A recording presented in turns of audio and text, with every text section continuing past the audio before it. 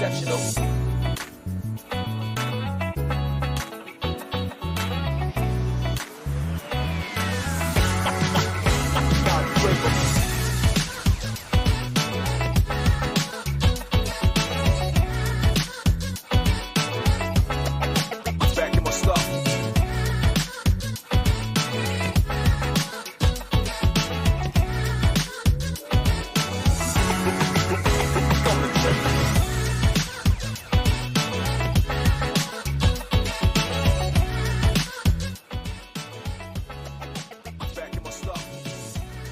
The Cincinnati Reds and where they currently are in relation to the standings is very similar to a recent Reds team that was all in. I'm going to tell you who on today's Locked On Reds. You are Locked On Reds, your daily Cincinnati Reds podcast, part of the Locked On Podcast Network, your team every day. You are Locked On Reds. Thanks for making Locked On Reds your first listen of the day. We are part of the Locked On Podcast Network, your team every day. We are free and available on all podcasting platforms, including right here on YouTube, where we are live. Thanks for being here with us. I'm your host, Stephen Offenbaker. He's your host, Jeff Carr, and we are diehard baseball fans. We have a passion for the Cincinnati Reds. We have taken our love of the game, our passion for baseball, and we have turned that passion into information for you. We want to thank those of you who listen every day. If you are an everydayer, thank you so much. We've been enjoying so much seeing your comments in the comment section about when you started being a Cincinnati Reds fan. It's been great hearing from you folks on Twitter. Keep it up. So if you're here today for the first time, or if you're an everydayer and you haven't told us yet, let us know in the comment section or over on Twitter. On today's podcast, Jeff is going to be making a comparison between the current Cincinnati Reds team and a team that was, as they say, all in. He hasn't told me about this guy, so I kind of am as interested in on the edge of my seat as you are to find out where exactly he's going with this.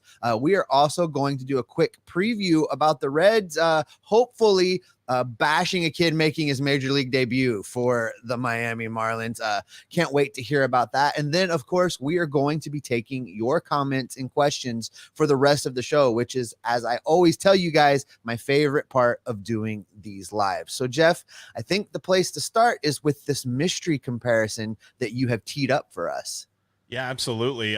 Steve, this is something I was looking at the other day, and this absolutely struck me because somebody asked me the question, when was the last time the Reds were under 5 games out of first place in the NL Central? So, 4.5. They're 4.5 games out of first place in the NL Central right now. And I'm like, oh, man, it's got to be a while, doesn't it? So I went back and I looked.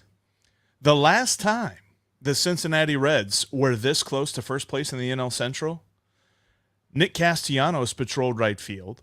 Jesse Winker was in left. You still had Suarez at third, and you had the wonderfulness of Sonny Gray and Tyler Mahle still in the rotation because it was 2021. They were actually this close. And yes, I'm not saying that, wow, it's been a long time. What I'm saying is they were trying in 2021. They were all in 2021. And this is really a referendum on how bad the NL Central is, that the Reds right now, one of the most inconsistent teams in baseball, are 4.5 games out of first place in their division. There's a shot that not only could the Reds call up the youngsters and start moving toward the plan of what this year should be and like figuring out who the core of this team is moving forward, but that could also coincide with competing. If you've been listening to the show for any period of time, you know that Jeff and I have both said that this team could actually stumble its way into relevancy this season. And this is a product of that. Combine some guys on the Reds overachieving, combine some of the players on the current active roster really starting to figure it out with the fact that the National League Central is as bad as you say. Listen, we're going to be honest about this. This division is going to come down to, who wants to lose the least versus who wants to win. It's not really that big of a competition as far as somebody assembling a playoff roster. Whoever wins this division is going to be the underdog in their playoff series. We'll put it absolutely 100%. I know because of the seeding with the division winners, the National League Central winner will be seated higher than the wild card guys, but don't read a whole lot into that. This is a tough division to be in this year. But listen, Jeff, I'm with you that there is a real opportunity. It's what we've been saying all along. And, I already see from the comments, I see from the things we've been seeing on Twitter, everybody is chomping at the bit for this team to make just a few moves with the youngsters in order to get to a position of competition. And, I'm right there with it too. There's a lot of head scratching going on about what the Reds are doing and why they're not, shifting into the next gear. Yeah. And I think it's really interesting because this whole comparison was born of the fact that I was just feeling good after that series, right? I was down at the ballpark. I was there for the shutout. I went into the ballpark thinking, oh my goodness, let's not get killed. Let's make it close because a bullpen day sounds like death. But they were just phenomenal and proved me completely wrong on that. And I started thinking about it. I'm like, why are we sitting here? Like, obviously we started the season and said, okay, the Reds aren't really trying to compete for anything. But if someone's going to lay it in your lap and say, please take it, then why on earth are we just going to sit here and say, nah, we're good. We weren't trying for this year. We did, it'd be like somebody giving you the Christmas present that you wanted, but you figured nobody was going to get you. Open it up and be like, nah, take this back. I can't take this right now. It's there's a lot of speculation, Jeff, about why they haven't made any moves. Some people have very interesting theories. We just simply don't know. Nick Krall has not told us anything about his plan other than he has a plan. Right. I've talked to a couple guys privately. I mean, you and I have talked about this. There's some speculation that Nick Krall just has a timeline in his head, and that could be based on some of these Super 2 numbers. It may not. It may be. We don't know. But we do know that Nick Krall has his plan, and the speculation is that there is nothing that Nick Krall is going to do to deviate from his plan, no matter what the prospects do. So if his plan says that the first guy gets called up mid-June, it doesn't matter that Elly De La Cruz, Matt McLain, and CES are bashing the ball. He's not calling somebody up till mid-June. And I don't know whether to be mad about that or commend him for sticking to his guns, because, I mean, again, we don't know the whole plan and we don't know the financial constraints that he's trying to navigate. But man, it sure would be fun to just go out and crush everybody. It's funny because I feel like most of the time, we talked about this in the off season, that Nick Krall has a good plan, and I still think it's a good plan, but I almost wonder if he doesn't need to tweak it a little bit. And usually, and when I say most of the time, usually when we see plans like this, the first thing we want to do is figure out why it's not going to work. Well, right now, it's working so well that we kind of want it to speed up a little bit. And we're just like, let's get this going, right? Like, I've seen some people talking about, well, contractually, they're going to save money if they wait till June to call anybody up. And there's this and that. And I'm like, okay, that's probably what he's waiting for. But if we're worried about contracts down the road, like we were worried about Nick Senzel's contract down the road whenever they waited to call him up, then there's going to be all of this shenanigans. Like, we don't know for a fact that it's even going to be a problem that they have these contract issues later on in the season. So I think it's weird that we're focused on, what would it be, 2028, 2029 right now? Because let's face it, we haven't done anything in the last really 10 years to warrant saying, let's slow play this. We need to figure this out. We need to get this going. We need to start it up, because the Mets series just really showcased why this team is not as bad as the naysayers and the pessimists here in our wonderful city that has turned sports fans into pessimists that they've been saying. This team is much better than they thought. And there's one other piece of this, and I want to be fair to Nick Krall, because you and I have spent a lot of time praising moves that he's made and things that he's done. And I think it's probably important, Jeff, to at least acknowledge the fact that we've always said, look at what a great job he's done considering the constraints that ownership has put on him. What we don't know is if Phil Castellini is weighing in on this whole Super 2 situation. We don't know if Nick Krall has been told he has to avoid Super 2 status with these prospects as they come up. If you look at it through that lens, that seems to be exactly what's happening. Again, that's pure speculation. Nick Krall's not going to come out and tell us, well, Phil said I can't do it. We'll never, ever hear that. Yeah. But I'm just really trying to find a way to make it all make sense, because to be truly competing, to be truly trying to put the best team on the field, Matt McLain here tomorrow makes this team better. It's an upgrade immediately with what he's doing. Elly De La Cruz is probably almost right there as well. If you've seen any of his pop-up home runs over the last 2 weeks, that plays well. That plays well at a humidified Great American Ballpark. I'm just saying, that guy is going to be crushing the ball. So this team gets instantly better. So I'm not sure what the financial constraints are, because the whole Super 2 situation is really confounded as it's written. We don't know the exact dates. We don't know just when things can happen. It's all a moving target. So we don't know. We can just give our best guess. But if you look at it through that lens, if you think about it the way that we've always thought about the moves that Nick Krall has been forced to make, the picture gets at least a little bit clearer for me, I think, Jeff, in why we're waiting, or why they're waiting, why the Reds are waiting. We don't play for the Reds. Sorry. Right. But it doesn't make it any easier, and it doesn't allow me to be any more patient, because I'm with you. I want to see these guys right now.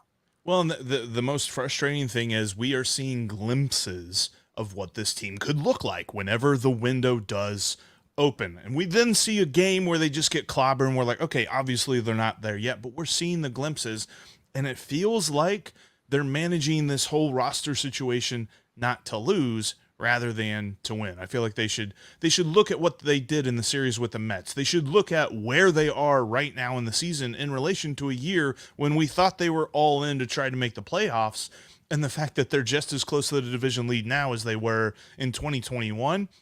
And with all of that, they need to start making the right moves and call some guys up. And I tell you what, Steve, let's focus more in on today, because we are going down.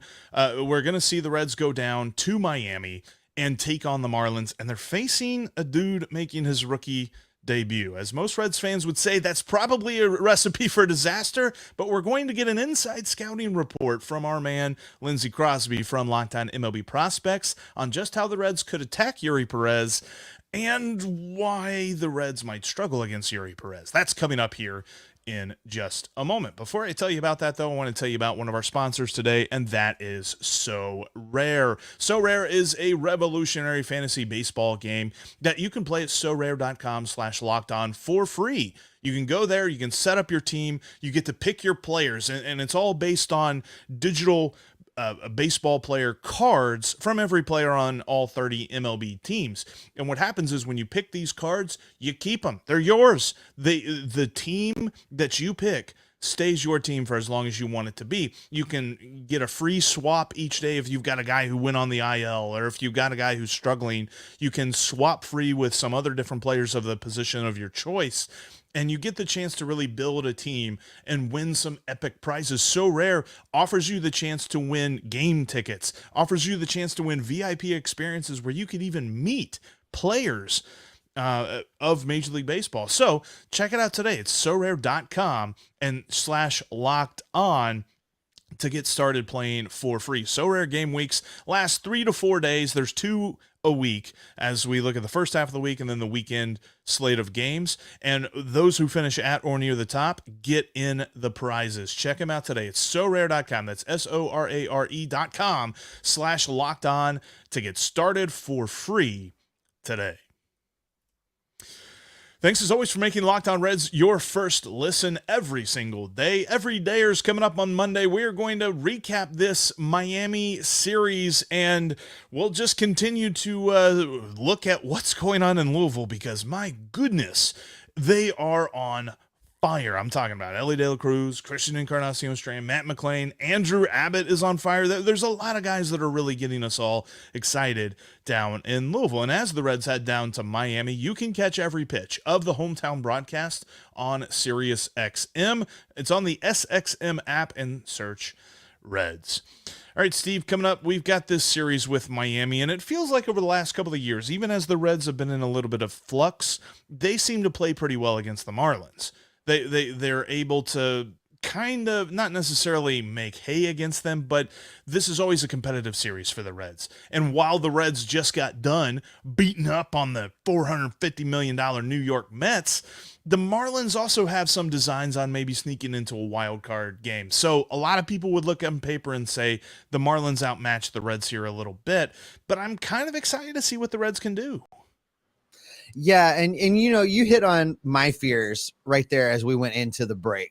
They're facing a rookie pitcher making his major league debut. As the Cincinnati sports fan in me, as a longtime Cincinnati sports fan, I think I can speak on behalf of all of us when I say we're all expecting Perez to go out and throw a no-hitter tonight. That's just the way it goes, right? That's what always happens. Backup quarterback plays the Bengals, throws for 500 yards. A rookie starting pitcher faces the Reds. He suddenly got Cy Young votes. That's just the way it goes, right? Oh my gosh, are we getting TJ Yates here today? I don't want to do that. I tell you what though, I had the chance to sit down with Lindsey Crosby and talk about Eury Perez, because dude making his major league debut, I just thought, I'm like, man, our Locked On MLB Prospects guy knows what's up. And he kind of broke down what we can expect to see from the 20-year-old phenom that the Marlins are calling up for tonight's game. What we thought for tonight's matchup between the Reds and the Marlins, where the Reds are going to face a rookie pitcher making his debut. I mean, he literally just got called up. It's Eury Perez, it's the Reds, and it's Lindsey Crosby from Locked On MLB Prospects as we get the inside scoop, because we've seen some top prospects called up by other teams this year. Bryce Miller is absolutely setting the world on fire for the Seattle Mariners. And Eury Perez, is he on that level? I know that he is their top pitching prospect in Miami, but is he on the level of Bryce Miller or something like that? So going into the season, I actually had him higher on my list than I did Bryce Miller. To me, Eury Perez is probably a top 5 pitching prospect in baseball. And it's a combination of the stuff just being very good. I mean, it's 3 pitches that are at least plus, and there's debate on the 4th one, as well as the package they come out of. He is a tall king, 6'8", 220. So everything involved with these pitches that are already hard to hit on their own comes out of a very unusual release point, very unusual slot, and a really steep angle to the plate that just makes it even harder. So I have him as a top 5 pitching prospect in all of baseball, and probably a top 10 to 15 prospect, just period, in baseball. Geez, 6'8", like the former Red Logan Ondrusek would be like, dude, you're tall. Looking at this matchup, I know that the Reds have been a strange hitting team. They're very productive at getting guys on, getting them over, and getting them in. But as far as power goes, there's not really anybody that scares you. There's nobody that's going to change the game on one swing of the bat on a consistent basis. How does a guy like Eury Perez, how does he attack the Reds lineup? Okay, so for Eury Perez, everything kind of, it centers around the fastball changeup combo. So the fastball is legitimately a 70 grade fastball. It is very good, sits 97. He can touch 100 with it. And he did a lot of work last year to make it very effective up in the zone. So he can control it up in the zone very well. And because of the angle and because of how much induced vertical break he can put on it, it almost looks like it's rising as it comes towards the plate. So he's going to use that. And the goal of the fastball is to get you to speed up your bat for the fastball so he can fool you with the changeup. Changeup is also a 70 grade pitch, sits in the upper 80s. I've seen them as high as 91, but 61% swing and miss in the minors last year on that changeup. Wow. Yeah. Deadly 1-2 combination. He taught himself a slider last year. It's a plus pitch, sits in the mid 80s. Tighter breaking pitch, not like one of those big sweepers, but he has that. And then he has a curveball that 2-plane break. It's kind of a spike curveball. He loves to throw it early in the at-bat to try to steal a strike. And then after that, just enough to make you think about that curveball darting down, he'll start breaking out fastballs up. So going to, like I said, the curveball is going to be exclusively early. The changeup, he really likes that against lefties, whereas the slider is kind of what he replaces it with against righties. And then the fastball up in the zone is going to be probably his put away pitch and something he throws quite a bit. So he is the king of stuff. If you're the Reds lineup, if you're a hitter in the Reds lineup, where are the gaps in the armor? How can the Reds attack him and get some runs on the board? You're going to be looking for curveballs early in the count. And then after that, your only chance is to sit fastball. Once he gets a strike on you, typically that's when the curveball is kind of eliminated. Based on the handedness, you're going to know if you're a lefty, it's going to be fastball changeup. If you're a righty, for the most part, it's going to be fastball slider. And so your best bet is to sit on that fastball, because when in doubt, that's what he's going to throw. I wouldn't be surprised if this outing is 50% fastballs, whereas typically in a matchup, it's a little more distributed. We've just noticed rookie pitchers in their first outings tend to go to the fastball a lot. So it feels like if you don't ambush an early curveball, you want to sit fastball. Well, it's going to be an interesting matchup tonight. Eury Perez makes sense why looking back on the offseason where the Marlins traded Pablo Lopez, you're like, man, that's a really good pitcher to get rid of. And looks like they got a really good pitcher coming up behind him. So going to be a tough matchup for the Reds. Lindsay, I appreciate you coming on and kind of giving us a breakdown.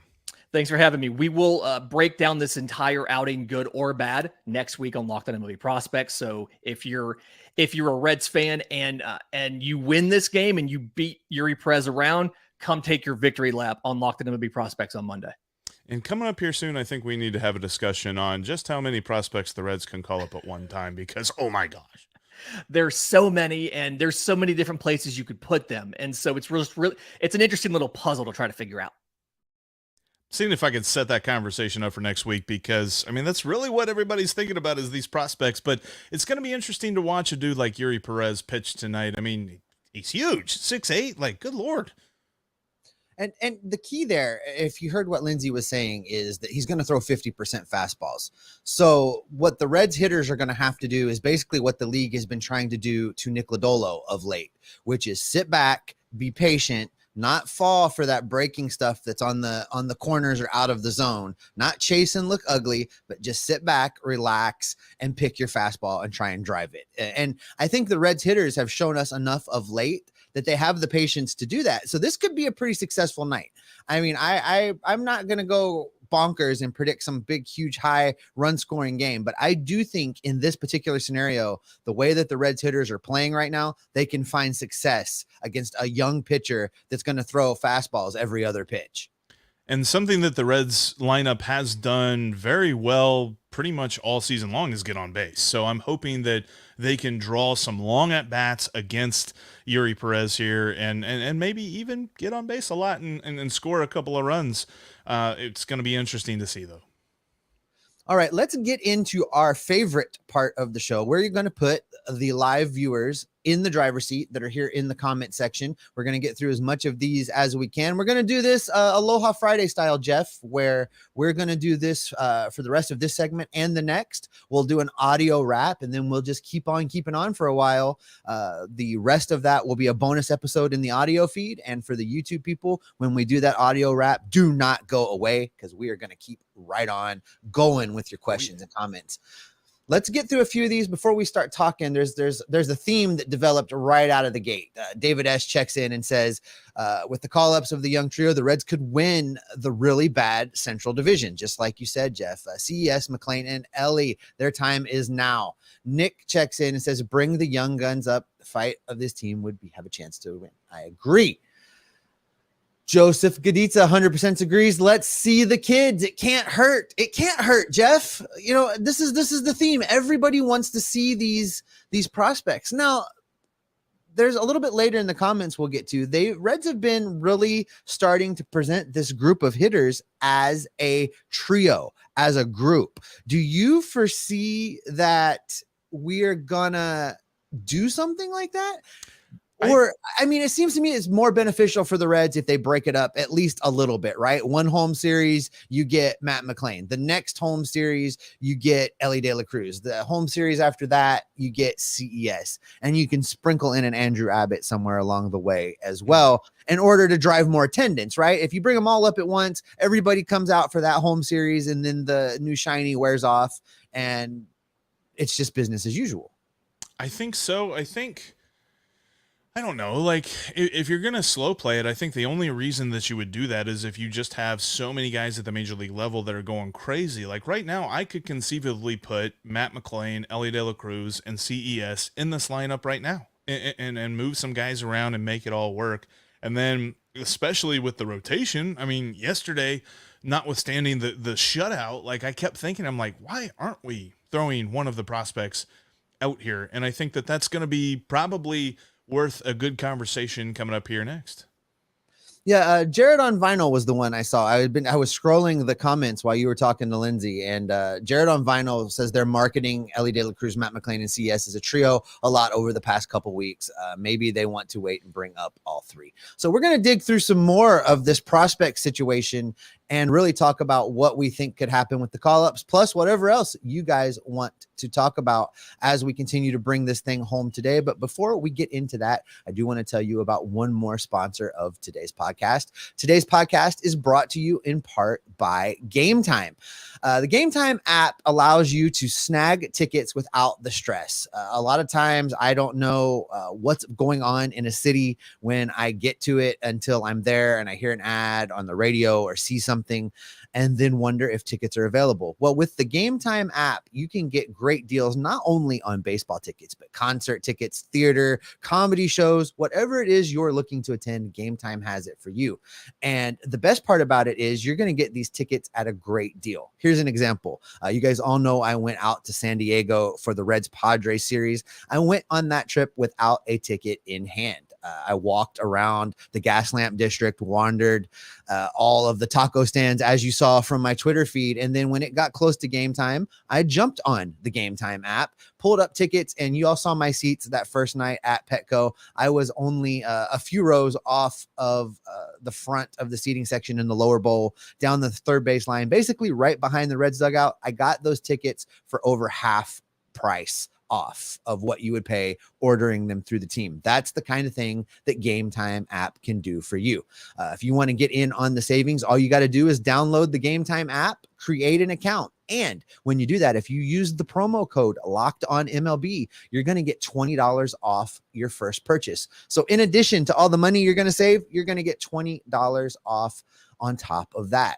It's really easy to use. I've used it several times now. I used it in Cincinnati during the opening day weekend to get tickets, and I also used it out in San Diego. I've had no problems. It's perfectly safe, perfectly secure, and you get a great deal. So again, download that Game Time app today, create your account, use the promo code Locked On MLB to save $20 off your first purchase. Terms apply. Again, just create that account and redeem the code Locked On MLB to save $20. Download Game Time today. Last minute tickets, lowest prices guaranteed. Thanks so much for making Locked On Reds your first listen of the day. You can follow us between shows. Follow us on Twitter. You can follow Jeff. He's at Jeff Carr. That's Jeff with 3 Fs. You can follow me at S. Offenbaker. It's spelled with 2 Fs. That's correct. I'm not making up extra letters like Jeff Carr does. And you can follow the show at Locked On Reds. Also, make sure you check out the hometown broadcast with SiriusXM. All you have to do is download the SiriusXM app and search the word Reds. All right, Jeffrey, let's get right back into this. Again, for the audio listeners, we're going to do this segment and then we will wrap, and the rest of it will be a bonus episode for you a little bit later today. For the YouTube folks, stay right here when we do the wrap because we're going to keep on keeping on. Let's talk a little bit more about this prospect trio, Jeff. Yeah. And because we're losing sight of Andrew Abbott as well. We talk about Elly De La Cruz, Matt McLain, CES, and the excitement of what they're doing, hitting dingers, pop-ups that are flying 10 rows into the seats. You know, Matt McLain being 0% scared of one of the best pitching prospects in baseball, facing the dude from the Guardians. They just Gavin keep Williams, on keeping on. Yeah. But Andrew Abbott has also been called up to AAA and is just lights out as well. Hasn't missed a beat. And I was talking to somebody about this the other day. He's making AAA look like AA. He made AA look like single A. He made single A look like high school. Like, dude just makes it look easy. And I really think that as he continues to pitch, he probably should be the first pitcher to be called up if they're going to, kind of wait on Williamson. I know he did just have a pretty nice start the other day. I think he had 7 strikeouts to 1 walk in his most recent start. So you love to see that. You want to see more of that from him. But overall, like, Andrew Abbott has been just a picture of consistency, whether he pitches in Chattanooga or Louisville. So I'm excited to see that. And kind of more on the trio. They absolutely crushed on Thursday. All 3 of them hit a home run. Matt McLain was a triple shy of getting his second cycle inside a week. Like, just making AAA pitchers look ridiculous. All 3 of them are. And Elly De La Cruz, we keep saying the pop-up home run. If you watch this replay, and if you didn't get a chance to see it, he kind of reaches out a little bit, extends his arm for the swing, hits a pitch that's low and away, and he looks at it and he's like, man, like, he sees it fly and he's like, man, I missed that. He even kind of carried the bat with him a little bit down the first base line. He's just like, yeah, whatever, I'll save the bat boy the trip and I'll bring this back with me to the dugout. And then the thing floated to the 8th row of the left field seats. Like, it wasn't a cheap shot. It wasn't something that barely cleared the wall. Like, he floated that thing so far. And as many people have said, Louisville is not Great American Ballpark. Louisville actually kind of plays big. It doesn't play small. So can you imagine, like, he's going to hit pop-ups that hit the bleachers in Great American? I'm usually good for one ridiculously hot take per episode. And here is my ridiculously hot take with Elly De La Cruz. At some point in time, he's going to hit a home run into the river, but he's going to be the first guy to do it on the fly. Everybody else has bounced it off the road, or Barry Larkin Way, as it's now called, if I'm right about where that section of the roadway is. Elly De La Cruz is going to hit one in the river on the fly because the way that the ball carries for him, multiplied by the park effects at Great American Ballpark, I think it's really possible. I think he could do it. Yeah, Ellie's got the power. CES, I mean, he hit a monster shot 471 feet on Thursday night. Just these guys, like, we talk about this, and I was looking up and down that Mets lineup there in the rubber match of Game 3, and it's like, what guy in that Mets lineup couldn't hit 3rd or 4th on the Reds lineup right now? And then if you look at the Reds lineup and try to put any one of those, which guys crack the Mets lineup at all? Like India, Stevenson, maybe Friedel. Like, I think you look at those guys and you say, man, this is where we could really take a step forward when we call up CES and Elly De La Cruz and Matt McLain, because you're going to add pop to this lineup immediately. Let's start this conversation and then we will wrap the audio feed and then keep going. But let's start this conversation before we wrap up. Jonathan Lynn asks a question, and while I don't agree with what he's saying here, it prompts a larger conversation. Jonathan says he's an everydayer here. Designate for assignment Newman and Myers to call up McLain and CES. I can't envision that's the route they'll go to make room, Jeff, but it asks the larger question. We want to add these guys. Who's going away in order to add these players to the active roster? I think Newman's at the top of the list. I think then you also look at the fact, and the interesting thing about this is you don't have to DFA Kevin Newman. He actually has options. You could send him down to AAA willy-nilly, no problem. So you can send him down, you can send Barrero down, and you could send and maybe you make a trade, or maybe you send Stuart Fairchild down or something like that. He did have a double on Thursday's game, so that was nice to see, but largely he's kind of struggled this season as opposed to what he showed us in September of last year. So I think overall you could look at this and say there's 3 very easy picks to make these guys part of the roster. And make no mistake about it, once they come up, they're going to play a lot. So the one that everybody's thinking of, well, Spencer Steer's been playing first base. How could you call up CES? Well, then you move Steer around. We talked about this. The best role for Spencer Steer when this team's window is open is he plays the Ben Zobrist role. He plays the Chris Bryant role where he doesn't necessarily have a position. He plays a little bit of corner infield, a little bit of corner outfield, a little bit of DH. He can play second base. He can move around to those different spots. So I really think that you're not going to lose at bats for Spencer Steer by calling up Christian Encarnacion-Strand. And for folks that are worried about Joey Votto, let's have him start a rehab assignment before I even start worrying about exactly when he's going to be in the lineup. Well, I think, and here's something you don't hear very often, Jeff. I think you're on the right track. I have some thoughts that I'm going to get into right after you do the wrap for the audio feed. And before we wrap up, I want to let you know one more time, you can catch every pitch of the hometown broadcast on SiriusXM on the SXM app. Just search Reds. But that's where we're going to wrap up this edition of the Locked On Reds podcast for the audio feed. Everybody on YouTube, make sure you hang on because we are jumping into the all questions and comments section that you get to drive the ship, and we're not exactly sure as to how long we're going to go today because it's going to be a while.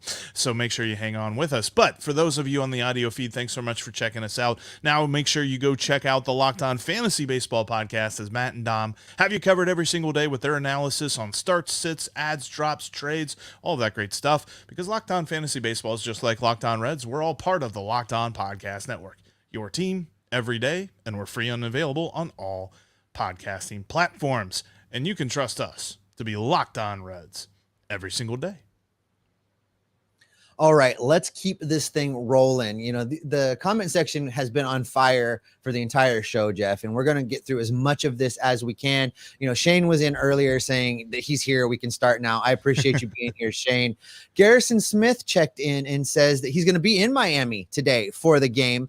Nice. I'm jealous. Jeff, have you ever been to a game in Miami? I have not. Old stadium or new stadium. I've not seen it.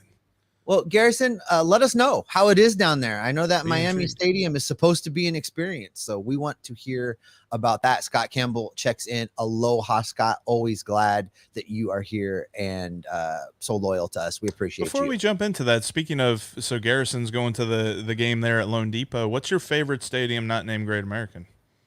Oh, dude, Petco Park was just lit. It was so much fun. It more than just the fact that San Diego's so beautiful and, you know, the people were laid back. I got some good-natured ribbing in all my Reds gear the first night when the Reds lost. The second night when the Reds won in extras. Nobody gave me a hard time at all. And it was a giant 40,000 person party in the stands. The love they have for that team, the excitement they have for the players, the energy. I look forward to a day to feel that energy at Great American Ballpark. They, for a regular season home game on a Tuesday night, the energy matched what I felt in Great American Ballpark during the Home Run Derby in 2015. It was that electric just on the daily basis. So much fun. I'm planning on next week to knock off the White Sox stadium off my list. I don't know that it'll crack the top three because I really think, I mean, Petco's up there for me as well. I really liked PNC Park. I know that we're not supposed to like things in Pittsburgh, but I kind of did. And, I mean, it's a toss-up for me because Wrigley is one of everybody's favorite picks for places that they've been that aren't the Reds ballpark and they love. And I had an amazing experience there as well where I got a free hot dog because a vendor dropped it off his tray and it was completely wrapped up and clean. And he's like, you keep it. And I'm like, this is just, how can you not love baseball? I mean, how can you not be romantic about baseball when you get a free hot dog at Wrigley Field? You're done. Stop it. You're done. Listen, before we move on, I wanted to answer you back a little bit about how they get these guys on the team. I think you're on the right track. First of all, they are not going to designate Will Myers for assignment. That is absolutely not going to happen. And he's, listen, I still believe he's going to heat up. The weather is only just now turning. Great American Ballpark was built for a guy like Will Myers when he's right. And I think he'll get right. As the prospects come up, maybe he'll get a little bit less playing time. They're not going to designate him. I think the moves that you suggested are the moves that should be made. Newman and Barrero both have options. They can go down to make room for McLain and De La Cruz. Stuart Fairchild's another guy with options that you can send down. Well, who plays? As you say, Spencer Steer then becomes the utility type guy to allow CES to play first base. Who do we send out to make room for CES? Well, that's Fairchild. You know, the thing with Nick Senzel suddenly emerging re-emerging, recapturing. Yeah, that's true. He's playing good his third. spot at third base. Yeah. I think right now, unless somebody comes up from the minors that just steals that spot from him at third base, he's finally found his way home. And it just speaks to volumes. It speaks volumes to how poorly the Reds used Nick Senzel in the last few years of his minor league journey and into the start of his major league career. So with that being said, you're obviously not going to put McLain or Elly De La Cruz at third base. Which one do you move to the outfield?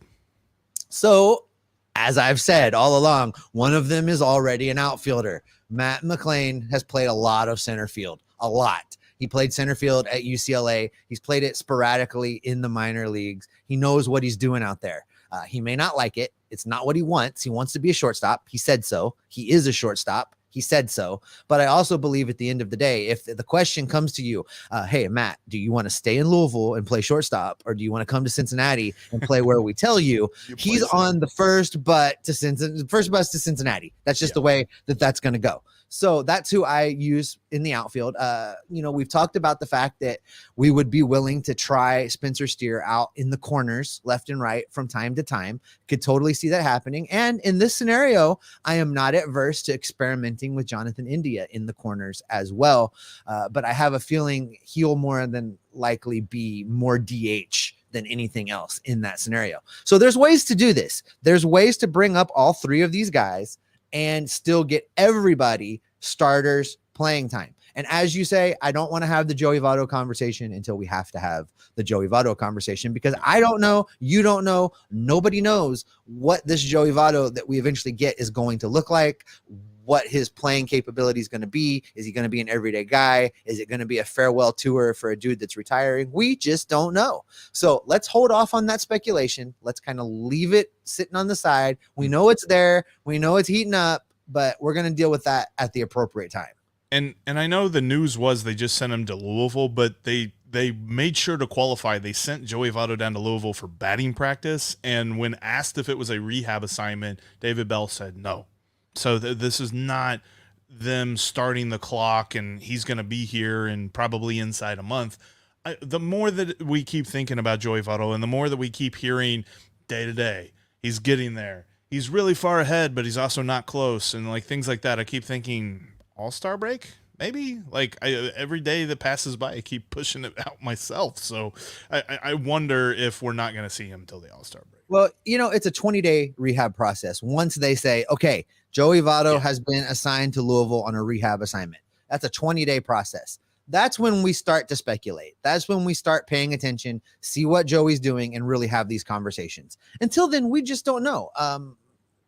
I'm reluctant to ever count Joey Votto out. So I want real data to work with. So I'm not even going to try, Jeff. I'm just not going to do it. So let's dig into some more of this. Chris checked in earlier saying the National League Central is within reach. We agree on that, Chris. The Reds really could steal this thing. Calvin popped by and says, bring back Aloha Fridays.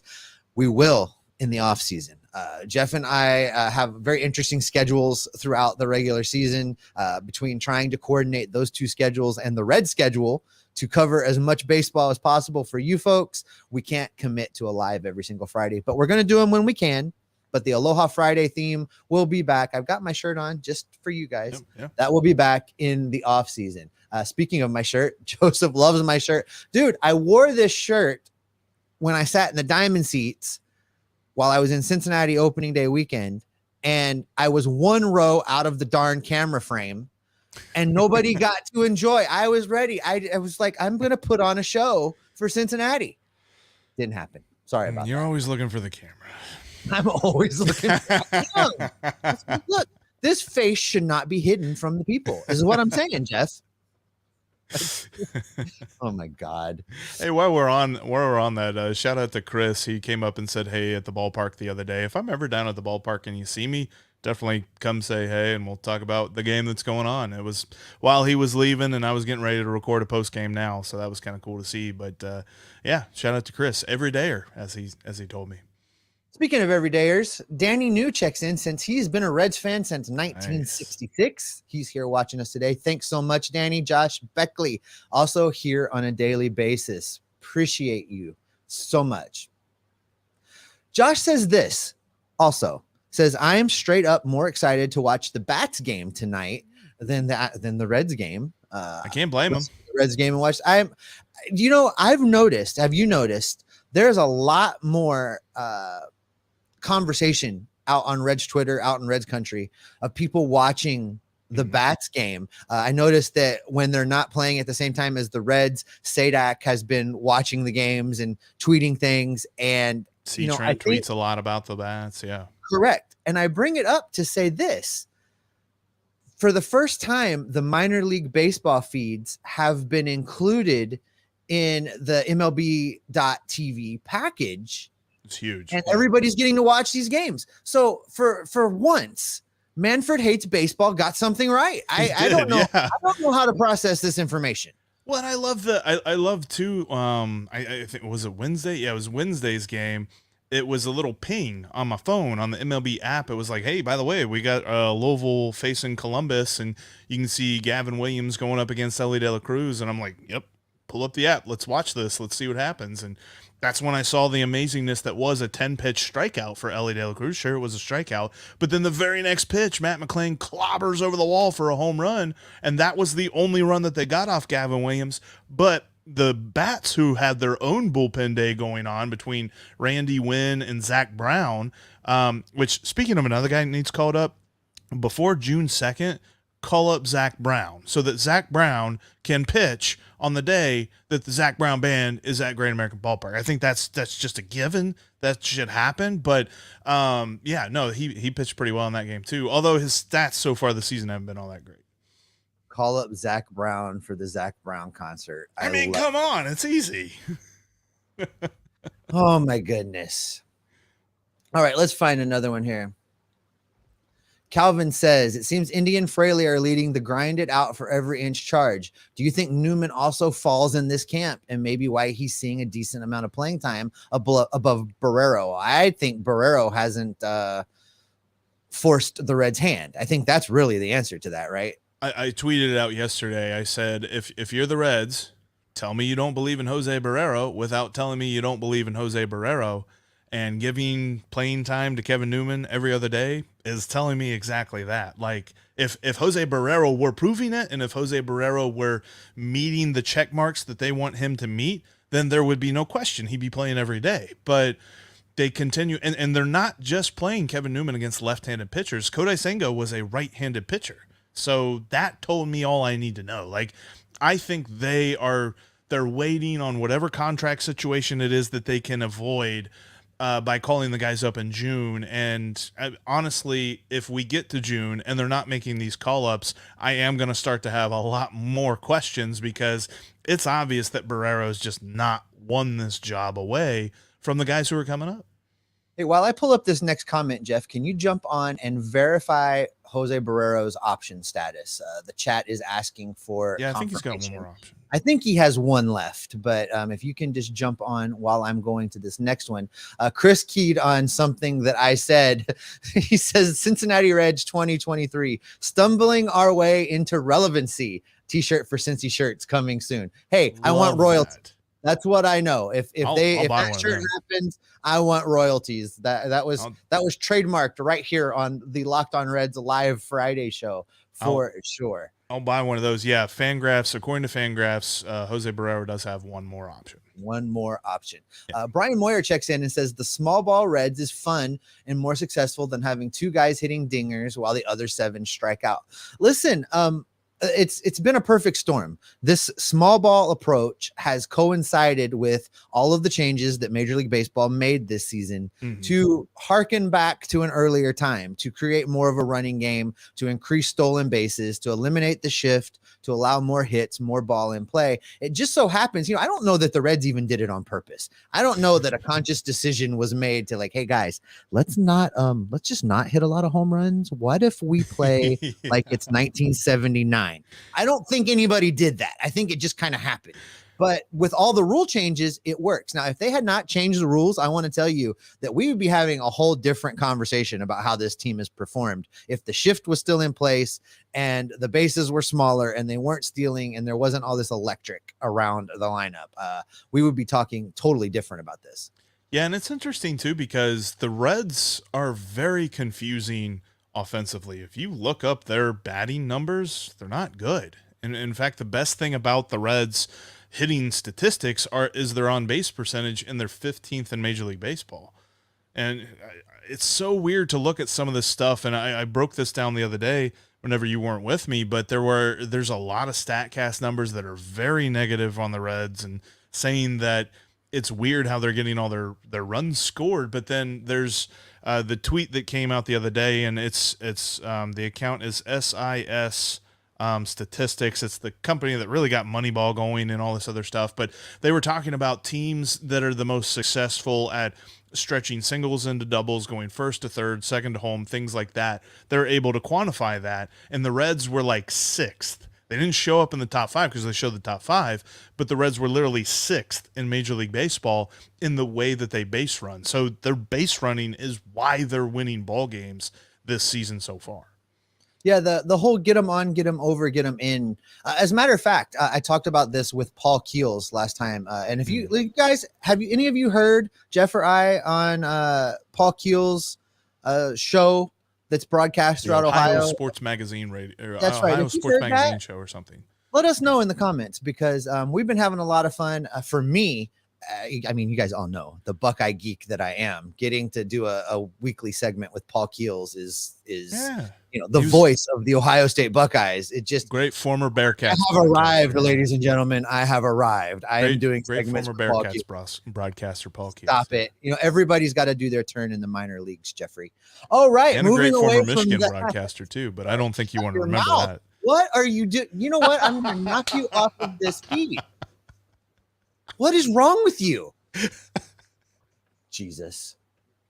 Calvin says are there rumblings of any other signings? Seems that's died off since Green signed. I was afraid people would start to feel there weren't, and I was afraid people would start to feel this way. There have been preliminary talks with Nick Lodolo. There's been preliminary talks with Graham Ashcraft, and there have been preliminary talks with Tyler Stevenson and Jonathan India. This much I know. Where those talks are at, I don't know. Again, as Jeff says, we didn't know until Green was going to be signing until it was done.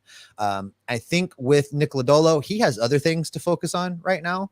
and the Reds aren't going to really beat that drum until things line out. With Graham Ashcraft, remember that as soon as the whole news broke that there were preliminary talks going on in the background, his grandmother died. He went on bereavement list. He had a horrible start. A lot of things happened in that window of time. Rest assured, those talks are continuing. The Reds have not just dropped away from that, but I don't expect there to be just a blast of signings over the next 3, 4, 5 weeks. There's going to be a process, but do I think there will be more signings this year? I think there will be more signings this year. Because of the way that Hunter Green's contract is structured, it still opens them up to sign almost as many guys as they want to sign if they're going to continue to sign deals like that. And really, the way that I want the Reds front office to operate is like the Atlanta Braves front office. The Atlanta Braves front office just gets it right. They build an amazing team year in and year out. And one of the things that the Braves are very well known for is the surprise move. Their Sean Murphy trade was not rumored, was not leaked in any capacity. Like whenever it happened, I remember our Locked On Braves host, Jake Mastriani, was just like, what? We got Sean Murphy? I didn't hear anything about that. And that's how it's gone. Like all the signings, Spencer Strider came out of nowhere. And so with Hunter Green kind of coming out of nowhere a little bit, I kind of feel like the Reds are operating the same way. And it's kind of a bummer for us as fans because we want to hear rumors. And for us as podcasters about the Reds, we love rumors. We want the rumors, yeah. All the rumors, we want those. But that's not how they're going to operate. And you know what? I'm kind of okay with that because when there is rumors about possible moves and rumors about possible trades or possible signings, and then nothing happens, it makes me feel negatively about this front office where we don't necessarily know where that rumor originated from in the first place. So I don't necessarily think that a rumor is always necessary. Will Klein checks in and says, Krall has done virtually everything right to this point. Yeah. I'm trusting his handling of CES and McLain and Elly De La Cruz.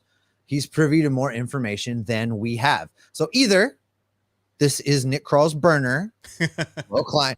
I don't think that. Will, I agree with you. And we've listened. Jeff and I both graded him as an A. We gave him the grade of an A for how he handled last season. So, I am inclined to be in this camp. I just wish I still wish that Nick was a little bit more communicative with the fan base within reason about what he's trying to do. Without the double speak that we see when he's asked about the prospects, give us a generalized timeline. I'm not saying, I can't call anybody up till June 10th. He's not going to do that. Right. But, let us kind of steer us in a direction. We're looking towards midsummer. We want to make sure that these players are completely dialed in and comfortable. We don't want to push them too far, too fast. Here's what we're looking at. I could accept that a little bit, maybe, but sometimes the silence says a lot more than, the silence right now is telling me that if it was up to Nick Krall, he'd probably call him up today. That's just where my speculation keeps going. For most of my fan life, when it comes to the Reds, the Bengals, and whatever team I'm rooting for in other sports like that, I've always wanted there to be transparency from the front office. I think Nick Krall tried that and was very bad at it because he was almost too honest about the whole reallocating payroll to resources and stuff. Like, that still makes me cringe whenever I say those words. And it's, as much as we've turned it into kind of a little bit of a jab and a little bit of a joke, there's still part of me that's just like, this man felt like this was the necessary messaging to tell us at that time. I don't necessarily know that he has the right way to articulate his plan to us. And I think he got to a point, especially around the trade deadline last year, where he was just like, you know what? I'm going to do it. I'm going to build it. You're going to see it. You're going to like it. It's just, I have no way to give you the instructions as to how it's going to be done in the process. So I'm not going to try to articulate this to you. Just wait and see, and you're going to like it. Jeff, I have one of the most interesting trade proposals I've ever seen in the chat. Here we go. Carlton Van Hoy says, I wonder if we could trade Elly De La Cruz for Steve Cohen. Would you do that deal? I think I would do that deal. Straight up. Elly De La Cruz for Steve Cohen. Yeah. I mean, I think we have found that baseball, out of all of the major professional sports, you have to have that good owner. And nobody has Steve Cohen. Like, other owners are mad at Steve Cohen for just how much he goes for it. And sure, the Mets aren't necessarily in the best of positions right now because they've underperformed, but they're going to right the ship. I firmly believe that the Mets are going to be in that division conversation with the Braves as the season draws to an end. We saw it last year where the Mets were well ahead in the month of May and the month of June, and the Braves came back. So talent will out. The Mets are just full of talent, and I firmly believe that they're going to be there at the end of the day.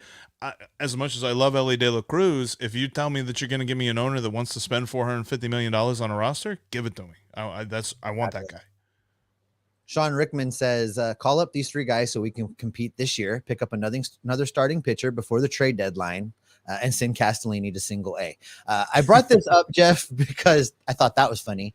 And the whole going out and getting somebody, that's not in the model.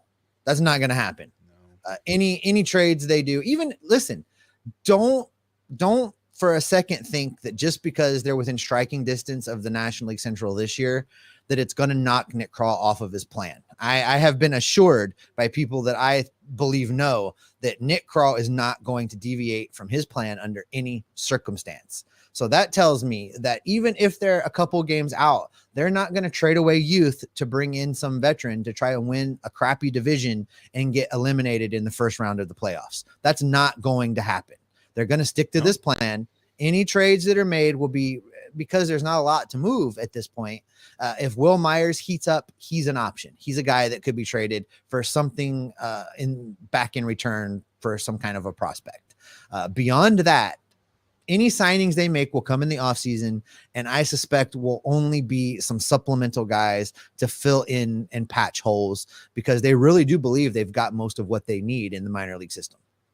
Oh, absolutely. And I don't see, because the number one thing that any trade will mean, what means they have to trade one of these prospects that they're banking on for their future. And part of what Nick Krall said, and everybody also kind of killed him for saying this, but the whole peaks and valleys thing, you create a finite timeline whenever you trade a future guy for a now guy. And why I think it tends to work out better for the team trading a prospect for a proven talent, it doesn't work out better in the long run. And the Reds aren't built financially to constantly do that. So they're trying to tell us that, yes, this is how we have to operate as a franchise. And any move we make is not necessarily going to be like, I don't think we'll ever be on the flip side of what the Mariners did by trading a bunch of guys for Luis Castillo. I just don't see the Reds really ever making that kind of a trade. They've got to grow the Luis Castillo. They cannot acquire Luis Castillo. It's interesting that the conversation has gone here and where I'm at in the chat right now. Couple comments and then we'll get into this. Carlton Van Hoy says that he still thinks they're too light on pitching prospects in the minor league system. Joseph Gaditz is asking if we think we'll see Abbott at some point this year. Let's take these two things together, Jeff, because for me, are they light on pitching prospects? Well, look, we've got Andrew Abbott, we've got Levi Stout, we've got Brandon Williamson, all at the AAA level. Now, say what you will about the stats of Levi Stout and Brandon Williamson, there's still time for them to figure it out. Right. Coming up behind them, we still have Connor Phillips. We still have Chase Petty. Chase Petty made his debut down in Dayton, pitched 4 innings his first time out and looked pretty good. There's still those guys. Are they thin? I think they're thin in relief pitching help. There's not a ton of bullpen arms that make me think the Reds are going to have a big, strong bullpen that's homegrown. So as far as signings go, I still think there's enough starting pitching within this organization. If 2 of the 4 guys that are still out there, that the jury's still out on, if 2 of those 4 guys hit, really they only need to go out and sign bullpen arms at the major league level. And I'm okay with that. Yeah. If you build the rest of the team, the most of the position players, and the starting rotation is homegrown, and you go out and sign a bullpen and a utility guy or 2, I'm okay with that. I think that's a success. That's a successful rebuild. Well, and think about, if you're building a team, think about how much things would cost, no matter what that team is. Your ace pitcher is probably going to be your most expensive contract. Well, we know what it costs. It costs $450 million. We know what it costs to go out and try and buy a baseball team like that. Right. If you're going to, someone's doing it right now. Right. If you're going to buy every single aspect of it, but even just ranking like the different aspects, if you're looking for a middle of the order hitter, that's going to probably be your second most expensive thing. If you're looking for a bona fide, already established closer, you're probably going to pay a lot of money. I mean, Aroldis Chapman and Craig Kimbrell did not get pebbles to go pitch for their different teams that they signed free agent deals for. So the way that the Reds are doing it right now, they've got a bunch of pitching prospects, and if those guys don't pan out, they turn into bullpen arms. And the whole idea that we need more pitching prospects, when you graduate 3 in 1 year to the major leagues and then they become part of your rotation, yeah, you're going to be light on pitching prospects because your best 3 guys are now no longer that level of prospect.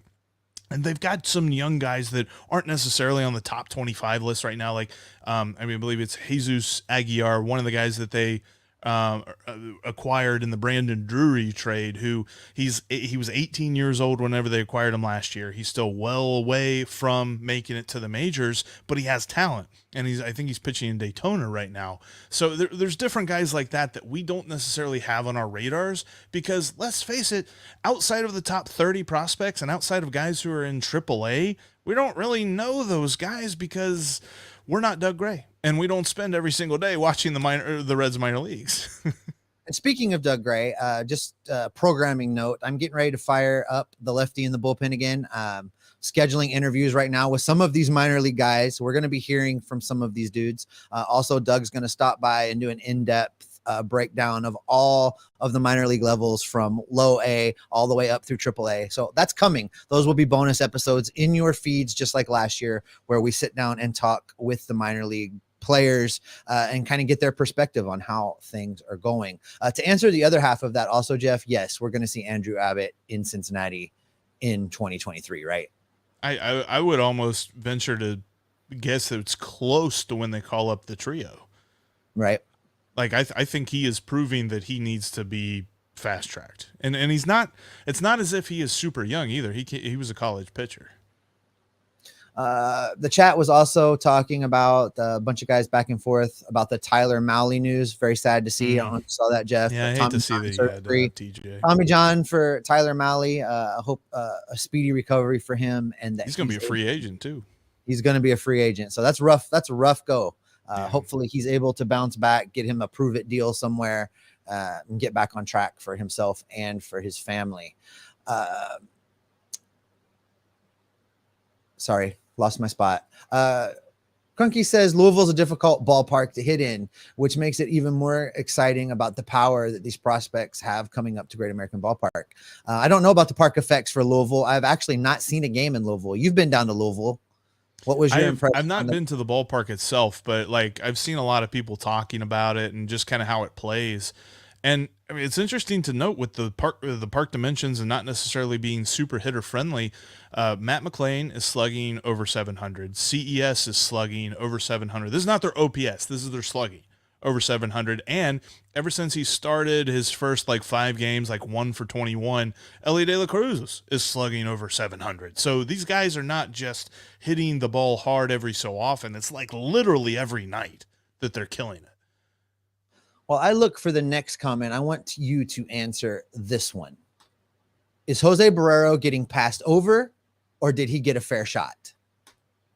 It's interesting because I definitely think we've given him enough time to at least show us he deserves more time. Like, I think every prospect goes through a long process, and we've heard some different other organizations, not the Reds front office, but I've heard the Royals front office say they give a guy at least 1,000 at-bats before they really make a decision on him, and he's not there yet. But what he has shown us, I think we've seen enough to know. Now, whether or not that's fair, you have to look at what the Reds did with him. They called him up for his Major League debut during the COVID season of 2020. Because he was on the Prasco roster and he was available to be that. And everyone at that time said, this might be a little early. And what we saw from him whenever he got called up, it was early. He did not really profile that well at the plate. He's swung at everything. So then, okay, you've got to figure it out the next season. He gets hurt. He has a long time coming back, and then he had the hamate bone injury in 2022 as well. It just kind of seemed like every time we turned around, there was an explanation as to why Jose Barrero wasn't figuring it out. So this year, there was no extra thing that we had to think about with Jose Barrero. He's healthy. He's ready to go. He had the opportunity to take his everyday at-bats, and with his opportunity that he's been given so far, he has proven that not only has he not necessarily figured out how to hit the ball, but now he has trouble fielding.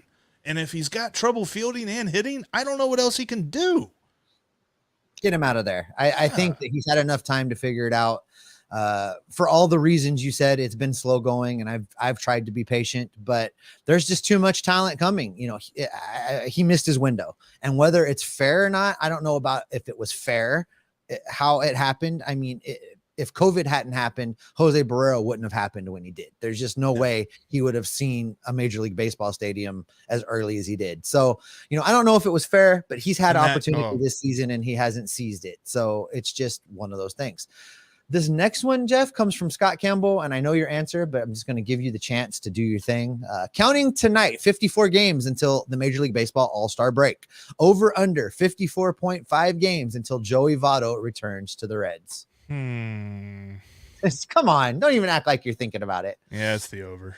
I'm taking it's the over, right? And this is not something that I would want to take the over on, but yeah, I think I'm taking. Yeah, I don't think we're going to see Joey until August. I'm just going to put that out there right now. I still kind of think maybe after the All-Star break, but yeah, it's hard to argue any timeline at this point. Like, it's like that scene whenever Jim was just like 394 days, like talking about the apocalypse to Dwight. if he starts a 20-game rehab before the All-Star break, so let's say 20 games prior to the All-Star break, So I could see a logical return for him being the first game out of the All-Star break. So like that would almost have to be like the last week in June. Yeah. So Yeah. he has about a month to be ready to start a rehab assignment. And then if that happens, then yeah, he could get back All-Star break a little before, a little bit after. But other than that, I mean, I really think we're realistically talking about end of July, beginning of August. And the reports of him taking batting practice, I mean, this is like talking about a pitcher throwing from flat ground. Like that, he's not to the point where he's doing enough to make us think that the rehab assignment is imminent, because you're also talking about fielding. And that's something we haven't heard anything about, is him like throwing, fielding, catching, all that different stuff. That's really what's going to take the most toll, since that was his glove arm, right? It was his left shoulder, right? Mm-hmm. Left rotator cuff. Yeah. So I expect him to be delayed, and it's very sad. Where'd it go? Here we go. OJ's Bronco going to the Yankee series. Jeff, you're going to the Yankee series, aren't you? I'm going to be in Chicago that weekend. Oh, okay. Well, OJ says hopefully Judge hits one into the river. Nope, that's going to be Elly De La Cruz. But Judge could be fun to watch Judge hit at Great American Ballpark. Hopefully we just continue to add to the Yankees' misery. The Yankees aren't very good right now. And the biggest problem is their roster construction is, and I'm sorry because I forget the guy who had the comment, but of the whole idea of hoping that Judge hits a home run and then everyone else is just kind of striking out around him. I scrolled past the comment, but I want to get into it a little bit. The comment was, do we count Chucky Robinson as part of this exciting young core of players? And he's done really well. He's hitting well at AAA. And I think that's a direct result of the prolonged exposure to major league pitching that he got at the end of last year. As we saw, none of the catchers on the roster last year really had any business being a catcher or on a major league roster. I don't know that we gave him a lot of time last year to. He was up for a long time. Yeah, but I mean, still, like, I think he only played like 25 games. Okay, but he still got a lot of exposure, is what I'm saying. He did, but I would be. All that being said, no. My answer is no. He's not part of the young core. I feel is a valuable insurance policy if you get in a bind. If the Reds had any inkling at all that he was going to be a productive major league contributor, they wouldn't have spent money on both Luke Maile and Kurt Casale. They would. So you're saying if they would call up Chucky Robinson and send down Luke Maile, you would not be okay? No, that's not going to happen. It's not going to happen. Chucky finds his way onto this roster via an injury to one of the three catchers, and the Reds recommitting to the three catcher plan after the injury. Okay. That's the only way he comes up. That makes sense, I think. And it's been interesting the way that he's played. And Johnny Pareda, I believe is his name. Johnny Pareda was a non-roster invite to spring training, and both those guys have hit very well collectively in AAA. But I do have a hard time looking at them and saying those guys need to be called up too. All right, let's do a few more and get out of here, Jeff. Jared on Vinyl says we should record a live reaction video to the City Connect jersey reveal tomorrow. Well, we've seen it. I think the leaks are true. Mm-hmm. And here's my live reaction. Yeah. Yeah. I I know that they weren't going to go as crazy as I thought, but I don't know. I mean, it looks fine. Like, it doesn't look as boring as the Dodgers jerseys look, and it doesn't look as bad as who was it? Someone had really bad ones. One in Houston. Houston's was okay. The White Sox were fine. I really liked Miami's, and I don't think it's anywhere near what the Marlins did. But I think it goes along, and I know I'm wearing a black hat, but I know it goes along with a lot of folks that want the drop shadow taken away from the C logo. Take it away. Get it out of there. They just went ahead and they're like, let's just make the whole thing black. Yeah. And they went with Cincy across the front versus Queen City or something else. I just, I think it speaks to the larger problem that I feel the Reds have had on a lot of their marketing decisions over the last several years, where everything just feels kind of unimaginative. At the end of the day, when you look at it, it just feels unimaginative. Now, maybe the leaks are wrong and we're going to get wowed by something that we just don't know. But maybe the leaks were to see what our reaction is, and based on our reaction, they have something else that they'll be like, just kidding, here it is. All right, let me find one more.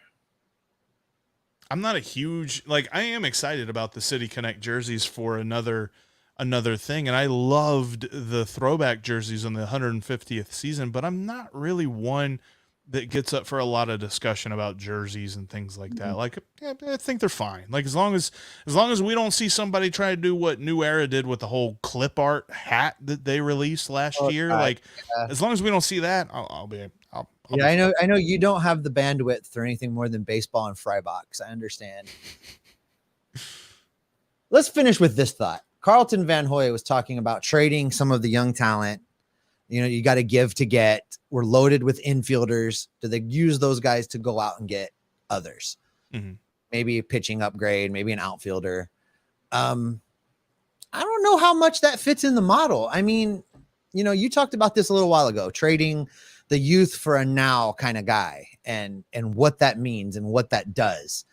I really think that at the end of the day, what's going to happen is very much more likely that they find new positions for guys. They shuffle people around.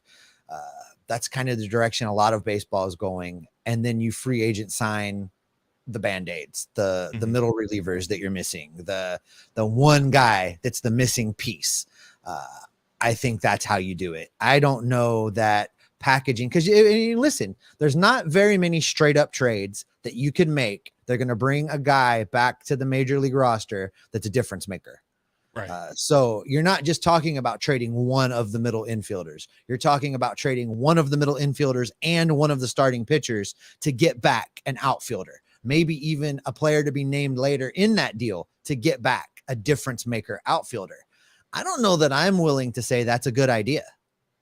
Yeah, and I think you're definitely onto something. Like, the reason that guys are on the trade block is one of twofold. They're either a bad team that's looking to sell off, which that doesn't happen as much as we think it does. Like what the Reds did last year is not something that happens a lot, that their marquee players are up for sale for very high prospect. And you saw our reactions to the trades that the Reds made, where it was like, dude, the Reds did really good.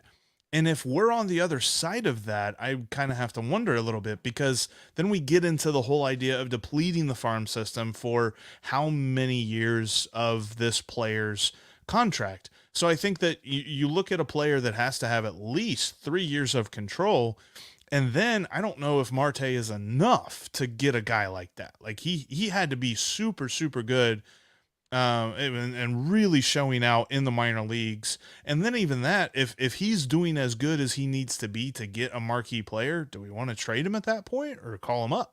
Because I think that the whole idea of this is the Reds are hoping these guys pop off and we call them up, and the team is good because these guys are here, not because of who they can bring back in a deal.